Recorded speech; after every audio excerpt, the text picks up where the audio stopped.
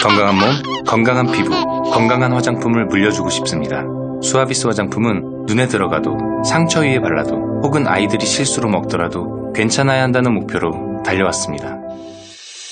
이제는 삶의 일부가 되어버린 수많은 화장품. 아무거나 선택해선 안 됩니다. 지금 검색창에 수아비스 화장품을 검색하시고 그 놀라운 효과를 확인하세요. 아이부터 어른까지 수아비스 화장품. 2월달에는 여러분들을 위한 발렌타인데이 선물도 준비되어 있습니다. 안녕하세요. 글 쓰는 사람 유시민입니다. 제가 이번에 국가란 무엇인가 개정판을 냈습니다. 국가란 무엇이며 또 훌륭한 국가는 어떤 모습이어야 하는지 어느 시점에서 그 답을 찾아봤습니다. 이제 우리는 촛불 다음을 상상해야 합니다. 그 고민 과정에 이 책이 함께하면 좋겠습니다. 국가란 무엇인가 개정판, 도서출판 돌베개에서 펴냈습니다. 맛있어. 너무 맛있어. 와, 아삭거리는 소리 들려? 와, 진짜 맛있다. 이 김치 어디에서 샀어? 김치 어디서 샀냐면 화 뭐? 무슨 김치라고? 그러니까 어디 김치냐면 바로 뜸들이지 말고 빨리. 도대체 어디 김치야? 화통김치. 화통김치라고. 국내산 재료로 100% 자체 생산하는 화끈하게 통하는 화통김치. 얼른 검색해서 사 먹어.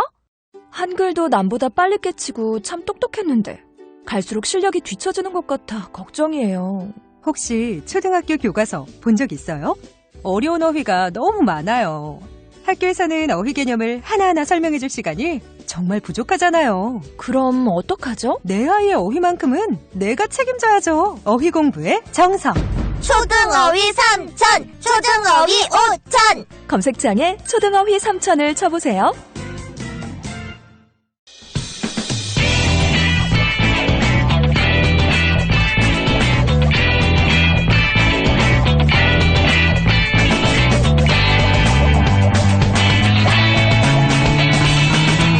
김어준의 뉴스공장.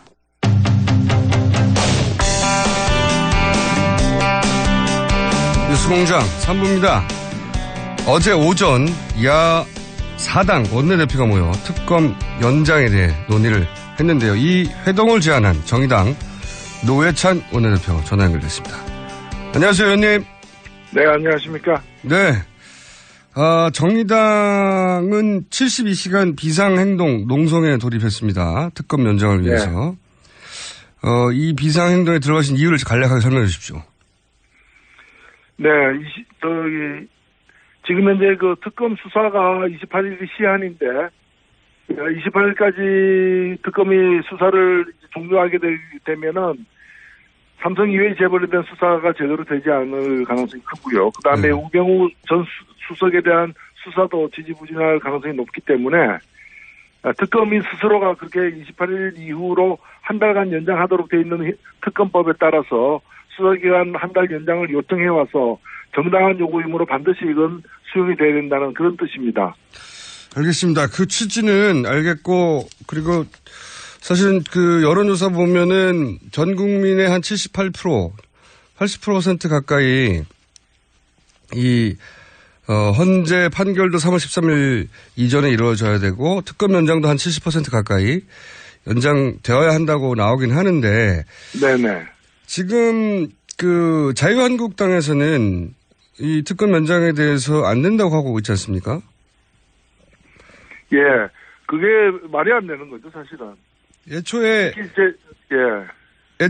그 연장 70일 플러스 30일은 당연히 요청하면 연장해준다고 얘기하면서 시작된 게 아닙니까, 이게? 애초에 여야가 당시 새누리당 시절에. 네. 이 문제를 가지고 합의를 볼 때 원안이 본 수사 기간이 100일이었어요. 예. 100일이었는데 당시에 그 새누리당 원내 수석 부대표가 100일로 하면 느슨해질 수 있으니까 70일로 하고 그 다음에 필요할 때 30일 연장하면 되지 않느냐라고 30일 연장하는 자신들이 제기를 했어요. 오히려 거꾸로. 예, 그렇죠.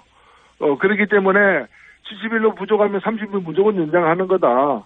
그건 당연하다고 자기들이 그렇게 얘기를 해서 합의를 이제 본 것인데 이제 와서 연장을 더 반대한다는 것은 그건 말이 안 되는 거죠. 뭐 애초에 그렇게 했다 하더라도 말을 바꾸는 건 뭐, 특기니까요, 원래. 특기긴 한데. 저희 이제, 일반인들 입장에서, 국민 대다수가 연장에 찬성하고, 이런 상황에서, 야당 의석도 지금 자유한국당을 빼고도 3분의 2가 넘는데, 이런데도 이것이 어려운가 의아해하거든요. 왜 어려운지 좀 설명해 주십시오, 이게. 지금 현재 국회가 다수결에 의한 민주주의가 진행되는 게 아니라 예. 국회 선진화법 때문에 네. 사실상 합의제예요. 네네. 그러니까 다른 당이 3분의 2가 넘는다 하더라도 어느 한 당이 반대하면은 예. 교섭단체인 다른 당이 반대하면은 이게 통과가 안 되게 돼 있어요. 지금 그렇죠. 예. 예, 그러니까 지난번에 이제 탄핵 그 소추 같은 경우에는 헌법에 따라서 3분의 2가 동의하면은 통과되는 걸로 해서 200석 넘게 234명이 찬성해서 통과됐는데 네. 일반 법안 같은 경우에는 사실상 합의제로 돼 있기 때문에 이제 그 국회의장이 직권상정하기도 힘들게 지금 돼 있습니다. 직권상정 경우에도 원내 대표들의 동의가 있을 경우에 직권상정한다라고 되어 있기 때문에 예. 그걸 새누리당이 악용해가지고 지금 저지하고 있는 거죠. 그럼 우선 좀 나눠서 따져보자면 거기까지 가기 전에 황교안 대행이 특검을 연장 처리해주면 애초에 그 새누리당 시절에 합의한 대로 연장해주면 문제가 없는 것인데 지금 내일까지 특검 연장 입장을 알려달라고 그 원내 야 사당은 이야기를 했는데 네네. 황교안 대행이 지금 특검을 연장해줄 리가 만무하지 않습니까? 그렇게 보시죠. 예, 근데 사실 우리가 좀 냉정하게 따지면은 예. 황교안 총리는 박근혜 대통령의 뭐 법정 대리인이나 박근혜 대통령 개인을 위해서 지금 권한대행하는 게 아니지 않습니까? 그렇죠. 대통령직의 권한대행인 것이고 그렇다면은 공정성을 가져야 되는 것이고 그리고 특검이 스스로 조사에 더 필요하다고 판단하면은 그건 자동적으로 들어줘야 되는 것이죠. 그러니까 박근혜한테 불리하다 그래가지고 이거 반대한다는 것 자체가 그 탄핵감이죠, 사실은. 저도 그 논리에는 동의하나 전망은 안 해줄 거라는 게 훨씬 더 우세하지 않습니까? 예, 저는 뭐 그럼에도 불구하고 황교안 그 국무총리 겸 권한대행이 좀 이성을 갖고 있다면은 이걸 뭐 동의를 해야 된다고 생각합니다. 네, 동의를 해야 촉구할 것이고요. 네네. 저희들은 뭐 오늘부터 국회 앞에서 이제 비상행동으로 농성도 들어갑니다만은 그 황교안 총리가 즉각 이걸 수용하지 않으면은 그걸 찾아갈 거예요. 연담 신청을 해서라도 강력하게 요구할 생각입니다. 알겠습니다. 더군다나 황교안 총리가 대표님 고등학교 동창 아닙니까? 그건 점은 죄송하게 생각하고요. 죄송하게. 예. 그럼 사적인 걸 뛰어넘어서 공적으로 이건 국무총리로 권한대행으로서 마땅히 해야 될 일이죠. 네, 고등학교 동창인 게 죄송할 일은 아닌 것 같은데 그게 죄송하기까지 할 정도로 지금. 예, 하여튼 공식적으로 요구할 생각입니다. 알겠습니다. 아직 황교안 대행이 여기에 대해서 가타부타 입장을 내놓지는 않았죠? 하겠다 안 하겠다. 예, 입장을 내놓지는 않았는데 본인이 검찰 출신 아닙니까? 네. 그러니까 이 정도 사안이면은 그리고 수사 인력이 그 정도 되면은 이게 수사를 기한 내에 다 하기 힘들다는 건 누구보다 잘 알 거예요. 그렇겠죠, 당연히. 그리고 국민들이 재벌들이 저희를 갖다가 덮으라고 요구하는 게 아니라 밝힐 건 밝히고 처벌할 건 처벌하자는 거 아닙니까? 예. 그게 이제 검찰의 정신에 맞는 거죠. 그리고 일반 지금 만약에 특검이 28일까지 하게 되면요. 28일까지 이제 연장이 되지 않아서 종료하게 되면은 나머지는 일반 검찰에게 넘어가는데 일반 검찰이 우병우 수석 등을 제대로 수사할 가능성이 없다는 거는 확인된 사실이고요. 예. 두 번째는 일반 검찰은 지난번 수사에서 삼성 등 재벌들에 대해서 뇌물죄 적용을 하지 않았습니다. 예. 그렇기 때문에 뇌물죄로 이들을 수사하는 것 가능성이 대단히 희박하기 때문에 그런 점에서 특검이 수사를 해야 될 이유가 상당하기 때문에 특검 수사를 보장을 해줘야죠. 자신이 검찰 출신인데 검찰이 자신의 후배들이 이렇게까지 박수 받는 거는 정말 헌정사상 처음인 것 같은데 이렇게 박수 받을 때 도와줘야 되는데 그 점만 봐도 그죠? 이제 안 하실 것 같다는 게 문제인데 만약에 황교안 대행이 특검위원장을 해달라고 뭐 아마 일반인들은 뭐 답답하니까 황교안 대행 측에 뭐 전화를 하거나 뭐 글을 쓰거나 뭐 하겠죠. 그런데 국회에서는 만약에 이렇게 연장을 안 해주면 그 다음 할 수 있는 액션이 뭐가 있습니까? 지금 애초에 법 자체가 네. 대통령의 승인하에 연장하도록 돼 있었습니다. 네. 사실 지금 제가 낸 법은 당시에 이제 이전 법의 문제 때문에 검찰이 특검이 판단하면 국회 통보만 하면 연장되도록 하는 법안이 아직도 계류 중이에요. 그렇군요. 예, 그래서 저는 사실 새로 다시 특검을 만드는 한이 있더라도 예. 지금 얘기하기는 섣부릅니다만은 일단 현재 특검이 연장되는 게 가장 바람직한 것이고요. 이게 1번이고, 예. 네네. 아니면은 특검법을 개정해서라도, 예. 새누리당 반대 때문에 힘들게 되어 있습니다만은 개정해서라도 28일 전에 개정해서라도 현재 특검의 연장되도록 강제하는 것이 두 번째 방안이고요. 그러면 모든 것이 예. 네. 그러려면 이제 23일이 국회 본회의가 아직 마지막 본회의이기 때문에. 네네. 23일 날까지 황교안 총리가 못하겠다 그러면 23일 날에도 직권상정에서 통과시켜야 된다는 게 저희들 입장입니다. 네. 그러면. 그것도 안 된다면은. 네네. 현 특검은 28일 끝나더라도 바로 특검법을 갖다가 3월 국회에서라도 제정을 해가지고. 네. 새로운 같은 사람들로 구성하더라도 어떤 특검이 다시 또 수사할 수 있도록 길을 열어줘야 되는 게 아닌가 생각합니다. 그럼 남아있는 길은 우선 황교안 대행이 특검 연장해 주는 것이 가장 합리적이고 그리고 그렇게 약속되었던 바이고 그대로 해줘야 되는데 만약에 그게 안 된다면 23일 날 지금 계류 중인 개정안을 통과시켜서 이 특검을 연장해야 되는데 자유한국당이 동의를 안 해줄 테니까 그럴 경우에는 남아있는 거라고는 국회의장의 직권상정밖에 없지 않습니까? 예, 예. 23일 날 직권상정인데 예. 이게 지금 국회의장이 직권상정을 하려고 해도 여야가 합의해야 되는데 지금 여당인 자유당이 합의를 안 해줄 테니까 네. 합의해 주지 않아도 직권상정하는 사례를 또 만들게 되는 건데요. 여기에 대해서 국회의장도 부담을 느끼겠죠? 아무래도. 그렇죠. 사실은 과거에 19대 국회 때 정의화 국회의장이 테러방지법을 갖다가 여야 원내대표들 합의 없이 밀어붙였죠. 네네. 그런 사례가 있긴 합니다. 근데 그때는 이제 국회법에 예. 천재지변이나 국가 안위와 관련된 부분에서는 이제 원내대표들이 동의 없이도 할 수 있다라고 되어 있다는 그 조항을 이제 해석을 그렇게 해서 밀어붙였는데 네네. 국가 안위와 관계 있다라고 또 의장이 판단하고 용단을 내린다면 가능할 수도 있는 거죠.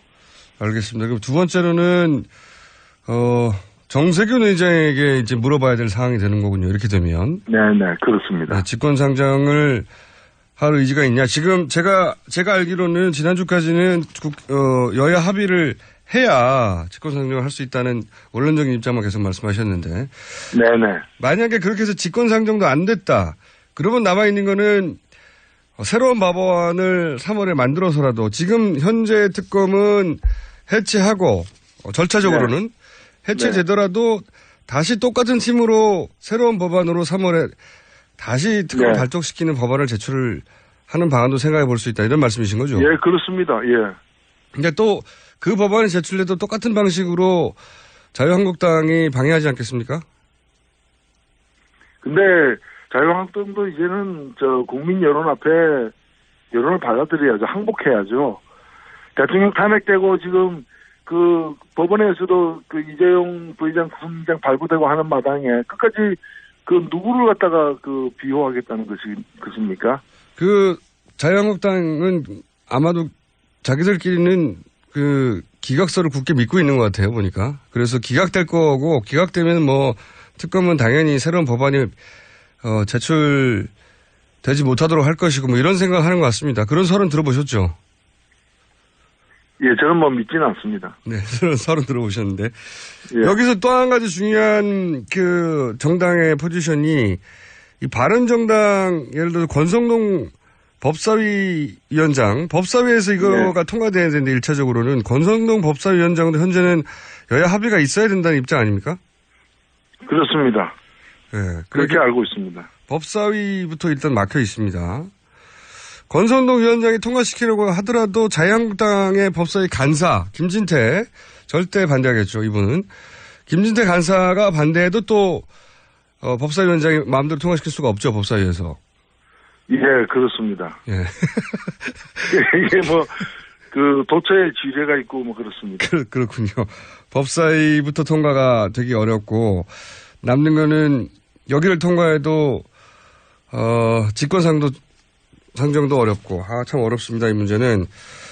그런데 이제 이렇게 특검이 이 사안을 다루지 않으면 검찰로 돌아가서는 제대로 수사를 못할 것이라는 얘기는 저희도 많이 다뤘고 의원님도 그렇게 생각하시는 거죠. 지금 검찰로 돌아가서 과연 재벌들을 수사를 제대로 하겠냐 이런 걱정이 크신 거죠.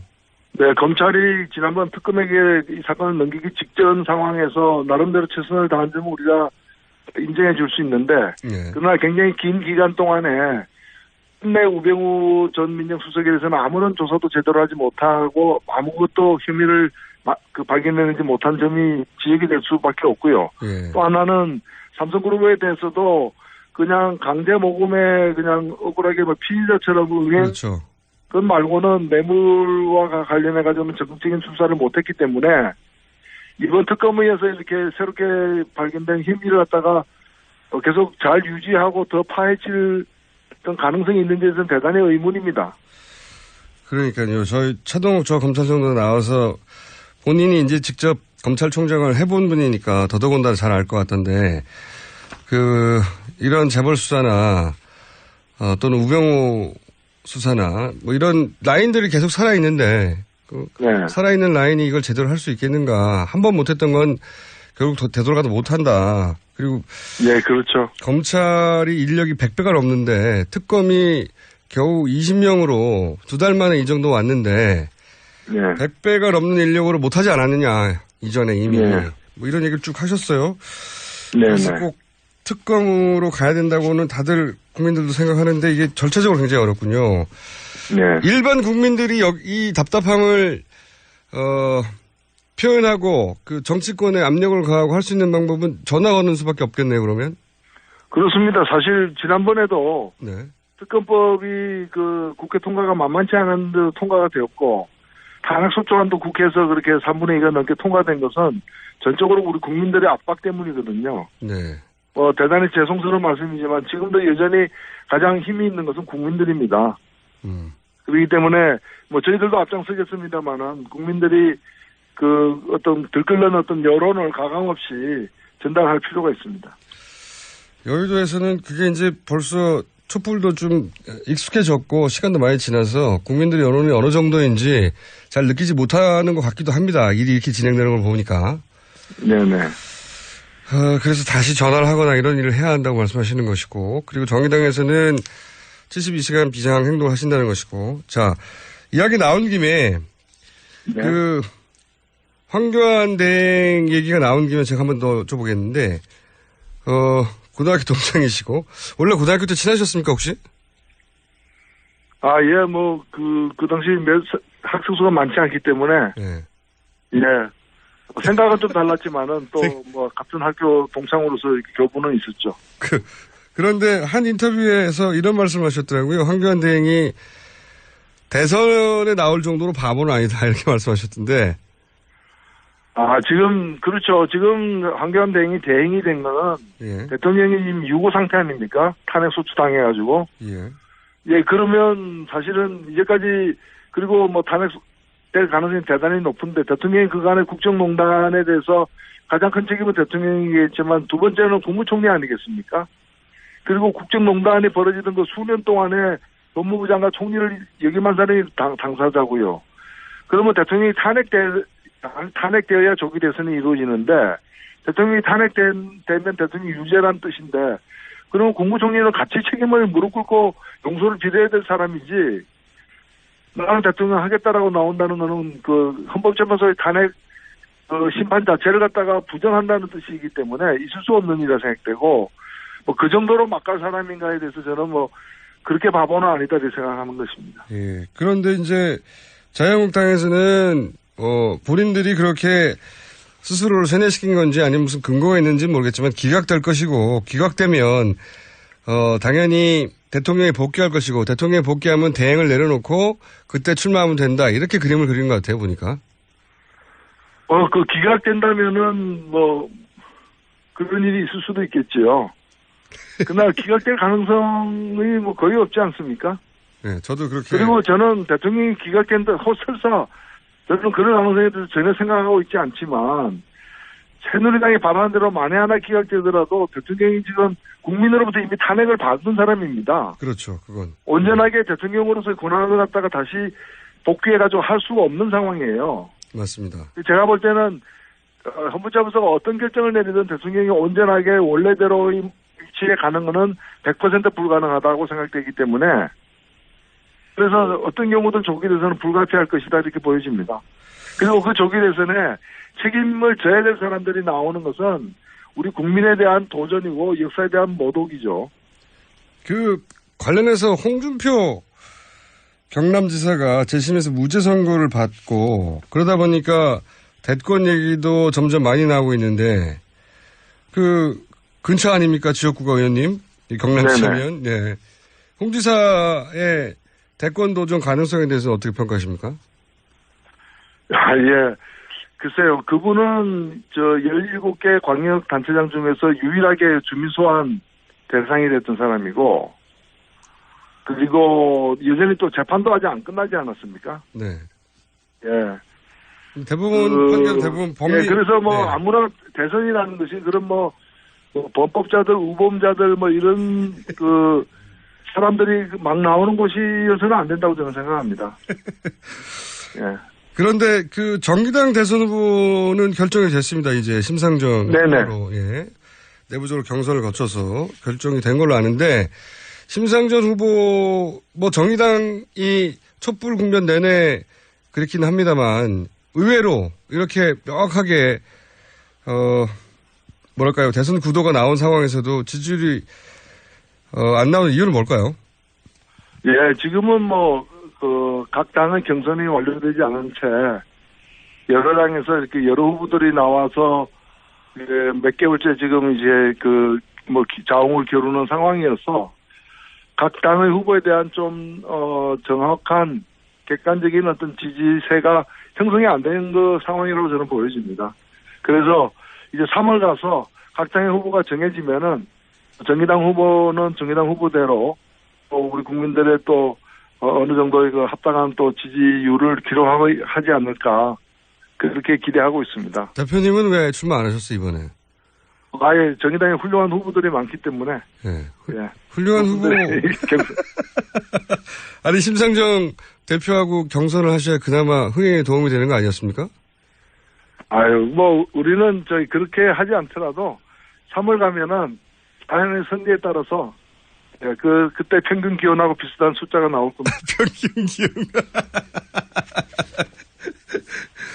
아니 그건 전망이고 제 말은 대표님은 왜 이번에 출마 안 하셨냐는 거죠. 예. 가위바위보에 지셨어요? 예. 아니요, 뭐 훌륭한 후보들이 많은데 저까지 뭐 굳이 나갈 필요가 있겠습니까? 훌륭한 후보 중에 심상정 대표밖에 사람들이 잘 모르니까. 아유, 그 강상구 후보도 이번을 통해서 많이 알려졌습니다만 훌륭한 후보입니다. 사실은 더 있는데 뭐 다 나가지는 않았죠. 알겠습니다. 그건 다음 스튜디오에 모시면 저희가 한번 전화하기로 하고 마무리로 제가 지금 일반 국민들한테 SOS를 치신 거 아닙니까? 의원들의 네네. 힘만으로는 특검 연장이 어렵다고 이제 판단하신 거고 절차적으로도 그렇고 국민들은 그러면 어디다 전화를 해야 되는 겁니까? 황교안 대행에게 전화를 해야 되는 겁니까? 아니면 정세균 국회의장에게 전화를 해야 되는 겁니까? 저는 뭐 황교안 대행에게 주로 전화를 많이 해야 되고요. 예. 그리고 각 지역의 그 새누리당, 그 자유한국당 네. 에게도 전화를 해야 됩니다. 왜 범죄자를 비호하느냐, 왜 수사를 방해하느냐. 정말 어찌 보면은 수십 년 만에 다시 없는 기회처럼 우리 대한민국이 새로워질 수 있는 저로의 기회가 주어졌는데 이걸 갖다가 제대로 수사 못하게 해가지고 도대체 누굴 이롭게 하느냐라는 거죠. 박근혜 대통령은 이렇게 하겠죠, 물론 결과적으로. 네, 예. 그래서 저는 뭐 그런 점에서 책임 있는 그 황교안 권한 대행과 또 새누리당에 계신 분들에게 자유한국당에 계신 분들에게 국민들의 생생한 목소리가 전달돼야 된다고 봅니다. 정세균 의장에게도 마지막 수단으로 직권 상정도 고려해 보라고 전화해 볼 필요가 있겠네요. 예, 우리도 국회의장이 여러 가지 훌륭한 일을 많이 해오셨는데 이 중요한 국면에서 예. 잘 또 매듭 지어지시기를 바랍니다. 네, 정세균 의장이 전화 너무 많이 받아서 항의할 곳이 있다면 그것은 정의당 노회찬 원내대표라는 말씀을 제가. 근데 정세균 의장보다도 1차로는 예. 1차로는 황교안 총리에게. 그렇죠. 그러면은 연장을 갖다 승인하면은 이제 뭐 법 개정 없이도 되는 것이니까요. 그걸로 좀 집중해 주시기 바랍니다. 네, 그리고 정세균 국회의장에게도. 직접 하시죠, 뭐. 자, 여기까지 하겠습니다. 오늘 말씀 감사합니다. 네, 감사합니다. 정의당 노회찬 원내대표였습니다.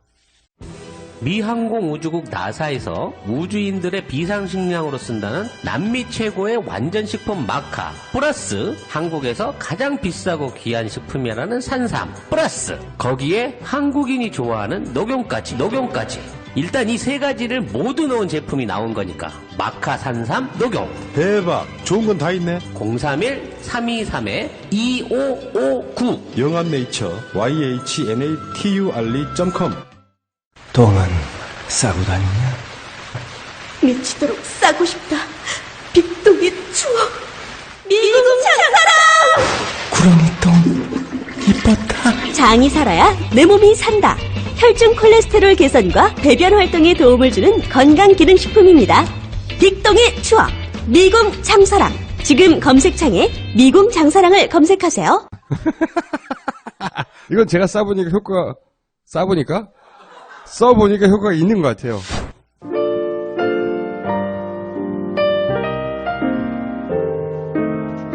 네. 불친절한 AS. 오늘은 제가 친절하려고 해도 너무 피곤해가지고, 네, 주말에 잘 못 쉬면 이렇게 되나봐요. 네. 노골노골 AS로 몸이 노골노골합니다. 문자를 오늘도 많이 보내셨는데, 안상우 씨, 저는 40대 중반 진짜 보수인데, 파란 집에 사시는 그분 그만 좀 했으면 좋겠네요. 저는 평소 김원준 씨를 별난 사람이라고 생각했는데 이번 사태를 계기로 많은 도움을 받고 있습니다. 이게 단일한 정치 이슈에 전 국민이 80% 정도로 같은 뜻을 표현한 저걸 전 처음 봤어요. 사실 예를 들어서 그 소녀 동상 이거 거기 두면 안 된다. 100%일 것 같은데, 그러니까 소녀 동상을 일본 대사관 앞에 계속 둬도 된다. 100%일 것 같은데 70%입니다. 그렇게 명백한 사안도. 80%는 정말 높은 거예요. 그래서 국론이 자꾸 분열됐다고 그러는데 국론은 헌정사상 최초로 통일된 겁니다. 이 정도면 거꾸로 봐야 돼요. 80%가 이게 진보 보수가 문제가 아니라는 거죠. 예. 그냥 상식적인 분들은 이때까지 나온 뉴스만 가지고도 의견 통일이 된 겁니다. 네. 그러니까 자꾸 국론 분열 얘기하지 마시라고요. 언론은 자꾸 국론 분열이라고 그러는데 아닙니다. 이렇게 통일된 적은 처음이다. 그리고 부천 시내버스 5번 기사님이 방송을 틀어주고 있습니다. 기사님 이름은 모르겠고 외모가 계란형입니다. 이건 무슨 문자인가요? 외모가 계란형이라는 것은 머리가 없다는 뜻입니까? 계란은 털이 없잖아요. 아니면 딱딱하다는 뜻인가요? 얼굴이? 자, 부천 시내버스 5번 계란형 얼굴 기사님은 이름을 모르겠으니까 앞으로 다시 한번 버스 타시는 분들이 이름을 적어서 보내주세요. 계란형 시내버스 5번 부천. 계란형으로 어떻게 찾을 수 있지? 자, 여기까지 하겠습니다.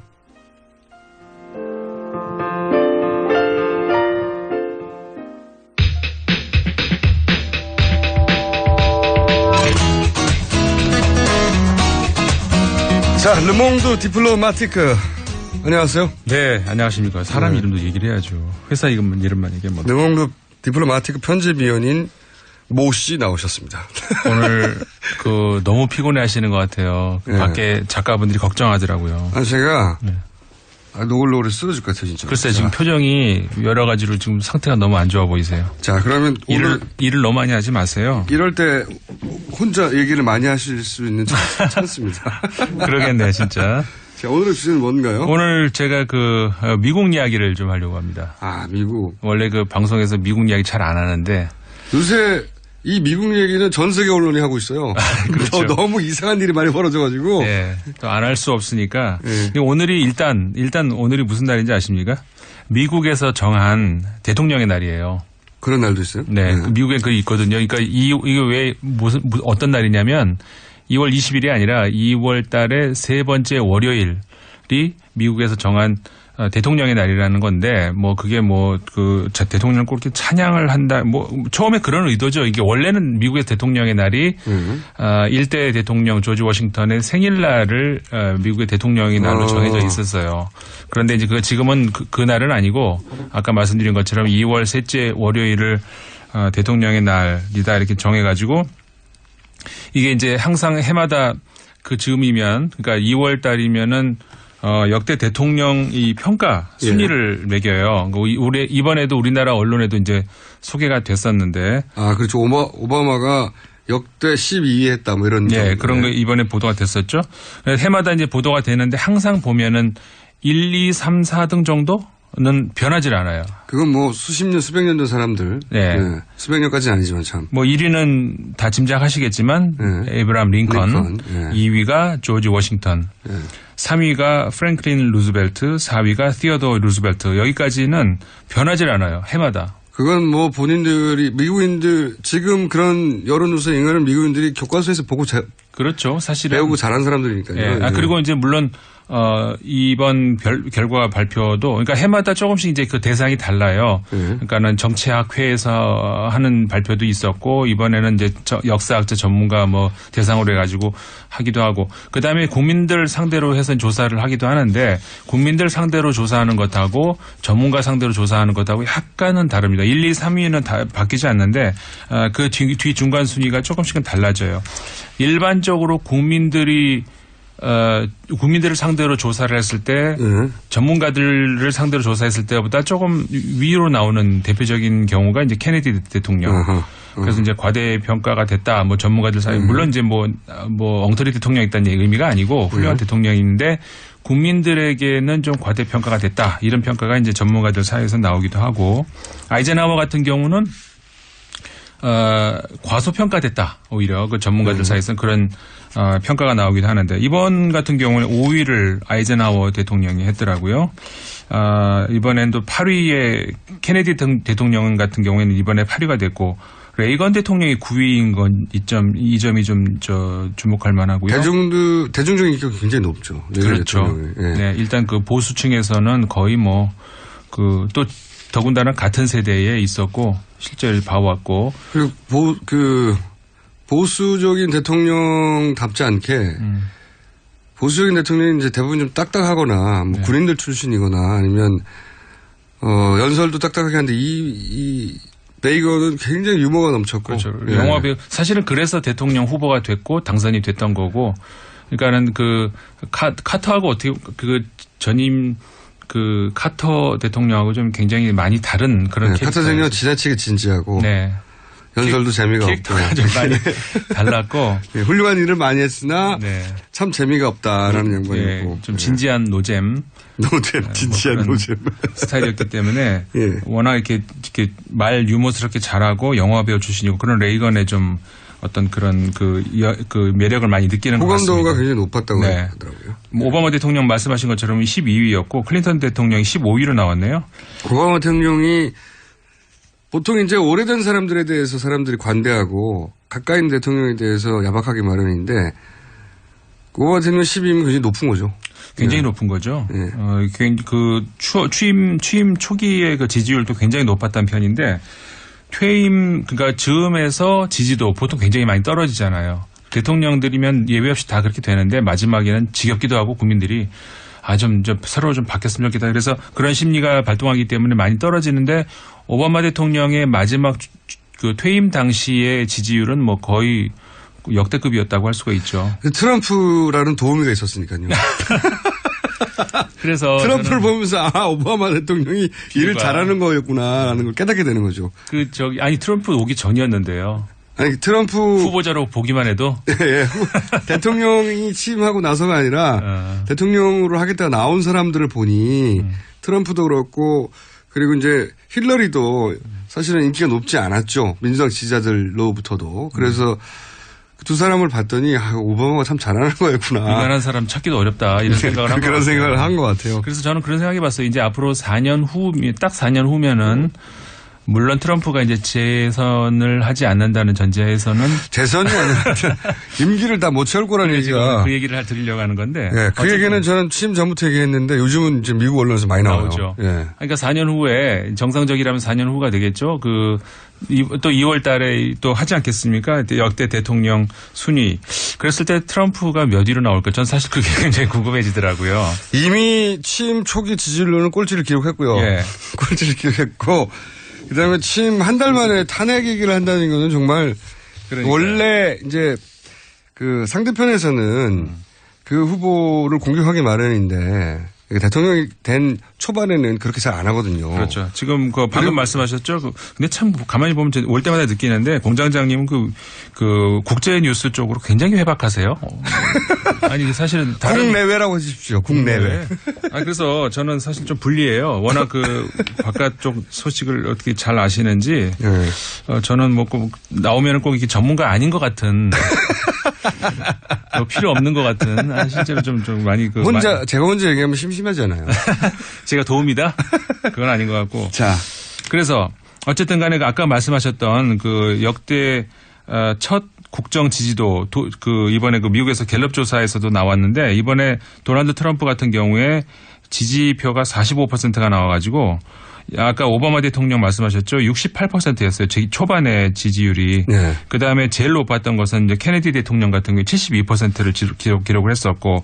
근데 대부분은 그러니까 대부분이 아니 전체네요. 전체가 임기 초반에 지지율이 국정 지지율이 50%는 넘었거든요. 당연히 그렇겠죠. 네. 일단 당선됐고. 일단 좀 밀어줘야죠. 상대편에서도 이제 좀 넘어온단 말이에요. 당선되고 나면. 그렇죠. 네. 그런데 50%가 안 되는. 처음이에요. 역대 처음으로 임기 초반에 지지율이 45% 그러니까 50%가 안 된 대통령은 역대 처음이었다.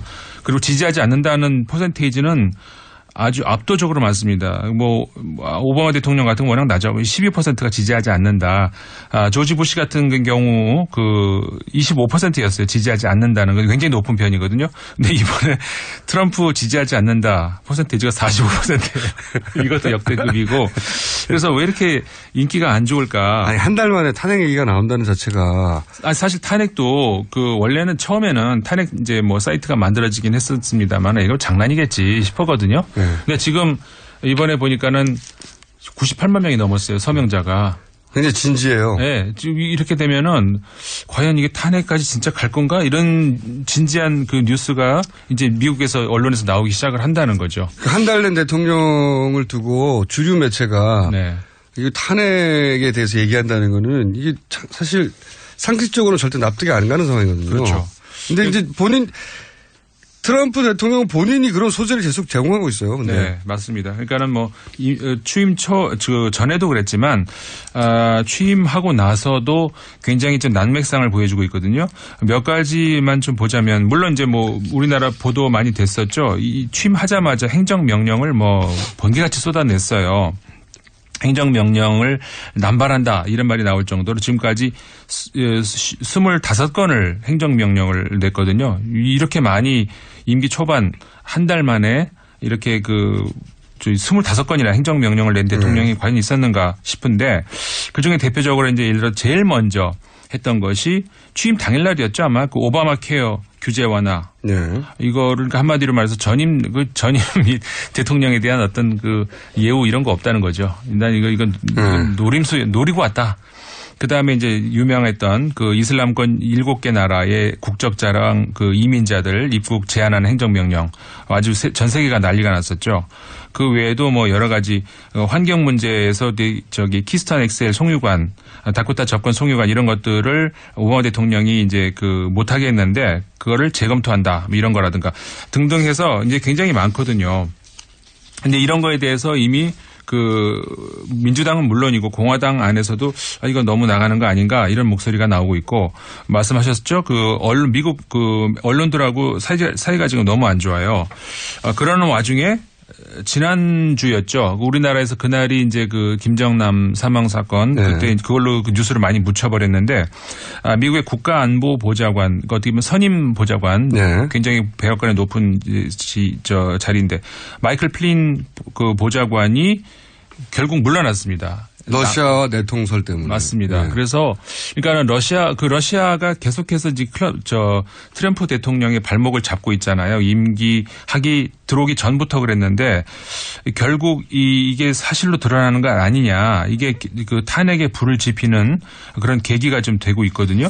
이게 간단하게만 이제 설명을 드리면은 마이클 플린 전 국가안보보좌관 이분이 그 취임하기 전부터, 그러니까 트럼프 대통령 취임하기 전부터 트럼프 대통령이 취임하기 전이라면 당연히 국가안보보좌관이 임명되기 전이고, 그럼 민간인 신분이잖아요. 민간인 신분으로 그 러시아 대사를 주미 러시아 대사를 만나서 러시아에 대한 제재 해제를 풀어주겠다고 논의를 했다는 게 이게 무슨 그 미국판 최순실도 아니고. 민간인 신분으로 아무리 가까운 어떤 그 측근이라고 하지만 이럴 수가 있는가 이런 것들이 이제 미국에서 경악을 하고 있다는 거죠. 안 그래도 러시아가 트럼프의 당선을 도운 게 아니냐 하는 의혹과 그 의혹에 대한 그 미국 정보기관의 보고가 있었죠. 그렇죠. 오바마 말기에 러시아가 트럼프의 당선을 도왔다라고 하는 정보 보고가 있었고 자세한 내용은 안 나왔지만 그래서 이제 우려를 표명한다 하고 이제 오바마는 내려갔는데. 그런 일이 미국 사람들 머리에 남아있는데 알고 봤더니 그거하고 연결돼서. 그렇죠. 러시아에 대한 경제 제재를 트럼프가 풀어주려고 해? 왜? 그거를 사전에 미리 취임하기도 전에 그러니까 물론 이 대목에서 트럼프가 과연 알았겠는가 그거는 아직까지는 알려진 바가 없고 물론 본인이 부정하고 있고요. 몰랐다고 하겠죠. 그러니까 일단은 이제 본인은 자기는 몰랐다는지 부정을 하고 있고 그리고 마이클 플린 이 사람도 부통령한테 보고를 하면서 거짓말로 보고를 하는 이 거짓말까지 들통이 나는 것이 우리 지금 탄핵 우리 얘기하고 있습니다만 탄핵은 우리가 선배잖아요. 너무 비슷해요. 많은 점에서 비슷합니다. 진짜로. 이번에 또 왜 거짓말하다가 어떻게 들통났냐면은 녹취록으로 또 들통이 났습니다. 녹취록으로. 그래가지고 이것도 뭐냐. 그래서 불거지자 그러면은 이게 이제 실제로 드러났을 때 그러면 대통령의 반응이 어땠을까요? 그게 똑같아요. 우리나라도 처음에 정윤회 문건 들켰을 때 이게 이제 정윤회가 국정농단을 했다. 이게 중요한 게 아니고 문서가 어떻게 유출됐느냐. 그렇죠. 문서 유출 가지고 얘기했는데. 제가 무슨 말 할지까지 다 아시는데. 트럼프도. 맞습니다. 그러니까는 결국은 이런 일이 나니까 누가 이거 제보한 거냐. 그렇죠. 제보자 색출하자. 이거부터 얘기가 나와요. 그게 트럼프의 워딩이에요. 맞습니다. 그래서 그러다 보니까는 어떻게 되느냐면 결국. 저는 왜 이런 걸 다 알죠? 이상하네 진짜. 그래서 밤샌 거예요. 항상 월요일 날 이 코너 국제뉴스 밤새 보시는 거예요. 제가 항상 봅니다. 국제뉴스를. 우리나라가 이 국제사회 안에 있잖아요. 그러니까 저는 예전에 참 재밌었던 구호가 세계는 서울로 서울은 세계로 이 구호가 훌륭한 구호라고 생각하고 만든 거잖아요. 저는 그게 너무 이상했어요. 왜 이상했냐면 아니 우리는 이미 세계 안에 있잖아요. 어디를 다시 또 세계 안으로 들어가요? 그러니까 우리가 이제 이 소위 섬나라 의식이 되게 강한 거예요. 섬 아닌데도 우리 이미 다 세계 안에 있는데 우리는 동떨어져 있고 세계 안으로 다시 들어가야 되는데 그런 하여튼 그 섬나라 의식이 있는데 완전히 동떨어져 있다고 그래요. 제 코너 시간 빼지 마시고요. 그래서 국제뉴스에 항상 관심이 많아지죠. 그러니까 그렇게 하다 보니까 트럼프 대통령 입장에서는 결국은 아까 말씀드린 것처럼 제보자 색출부터 하자고 하니까. 소장님, 저를 해박힘이라고 불러주세요. 해박하다고. 그러니까 결국은 이제 차후 인선에서 이 사람이 어떻게 가느냐면 방향이 능력 있고 어떤 신망이 두텁고 이런 게 아니고 자신에게 대한 충성심이 얼마나 있는가. 똑같아요, 우리나라하고. 이게 결국은 이 탄핵으로 가는 길이. 지름길이거든요. 예, 이게 다른 게 아니더라고요. 그리고 언론의 각을 세우면서 나쁜 언론, 워딩이 똑같이 그렇게 돼요. 나쁜 언론이 참 나쁜 언론이다. 참 나쁜 언론. 그리고 왜 이렇게 돌진하는 힘이 어디서 나오냐면은 그 열렬한 지지층. 그렇죠. 코어 지지층. 예, 코어 지지층을 믿고 이렇게 정면만 보고 돌진한다. 이런 것들이 보면은 물론 지지층이 우리나라처럼 15% 20%는 아니고 좀 많습니다만은 어쨌든 간에 박근혜 대통령도 처음에 많았어요. 물론 처음에 그거를 다 쳐내고 나왔더니 15%가 남은 거거든요. 트럼프도 그럼 쳐내고 나면은 그렇게 될 수 그 정도밖에 안 남을 것 같습니다. 그래서 이제 그런 여러 가지 면이 너무나 좀 비슷하다. 이게 장난으로 생각했던 어떻게 설마 임기 초반에 탄핵을 얘기를 하겠습니까? 근데 지금은 정말로 이러다 정말 되는 거 아니야? 그리고 미국 같은 경우에 물론 탄핵 제도가 우리나라하고는 좀 다르죠. 저 몇 분까지예요? 지금 15초 남았습니다. 그래서 우리나라는 이제 사법과 정치의 절충형이라면은 미국은 전적으로 이제 정치형이지 않습니까? 그렇죠. 상하원이 결정을 하기 때문에. 그래서 이제 우리나라하고 많이 다르고 그다음에 소장님. 네. 여기까지입니다. 그렇다고 말을 끊으면 안 되죠. 제가 말은 끝내고. 네. 아무튼 그래서 이게 좀 더 사안을 두고 봐야 하겠습니다만은 진지하게 좀 지켜봐야 될 그런 문제가 되고 있는 것 같습니다. 임상훈 의원이었고요. 저는 김원준이었습니다. 여기까지 하고 임상훈 의원 다음 다시 뵙겠습니다. 안녕히 계십시오. 안녕.